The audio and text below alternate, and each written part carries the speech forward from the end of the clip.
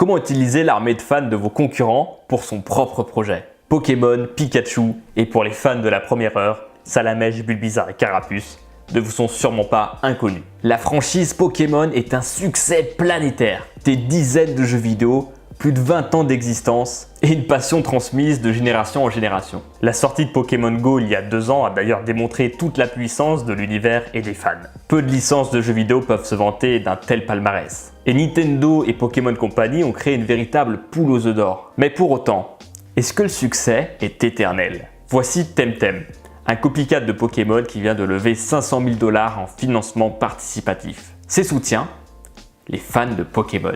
Si Pokémon semble tout puissant et à peine chatouillé par ses concurrents, ce qu'il s'est passé avec ce jeu-là, Temtem, ressemble un peu à ce qu'on vit avec l'univers des startups ces dernières années. Une startup, par définition, est une toute petite entreprise qui n'a rien à perdre. Leur plus gros risque est de ne pas prendre de risques finalement. Elles sont spécialistes pour analyser des opportunités de marché et détecter les dysfonctions derrière. L'exemple le plus commun est sans doute celui d'Uber, qui a détruit sans pitié le marché du taxi en cassant les prix et en proposant une application incroyable derrière. Quoi qu'on pense d'Uber, eh bien ils ont rebattu les cartes d'un secteur tout entier. Et après tout, pourquoi il en serait différent pour les jeux vidéo?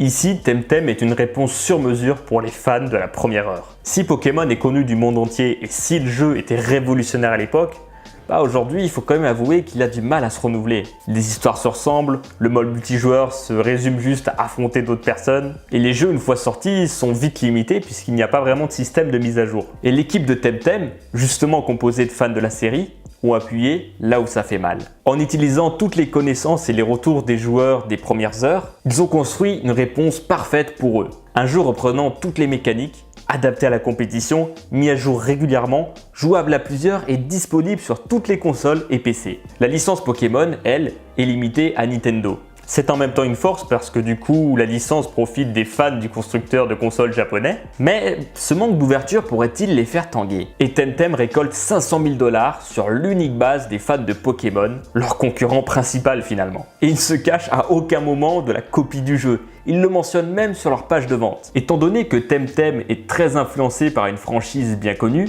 nous ne sommes pas vraiment sûrs de l'impact positif de la réception publique. Kickstarter nous permet de montrer le jeu au public et de recueillir des commentaires dès le début. Nous voulons étendre la franchise bien connue et ajouter des fonctionnalités demandées par ses utilisateurs pendant des années.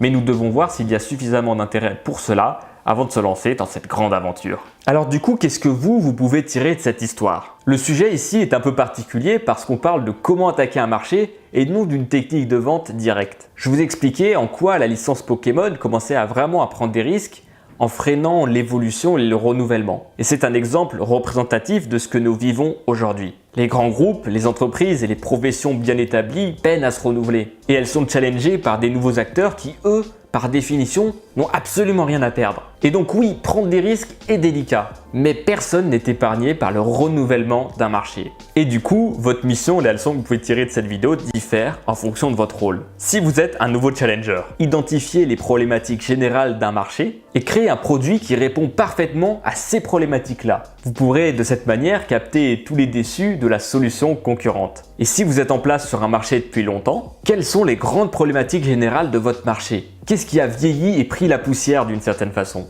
Vous pouvez faire évoluer votre service sur base de votre savoir-faire. Vous mettre en mouvement vous permet de vous prémunir face à un acteur qui pourrait débarquer du jour au lendemain et mettre un grand coup de pied dans la fourmilière.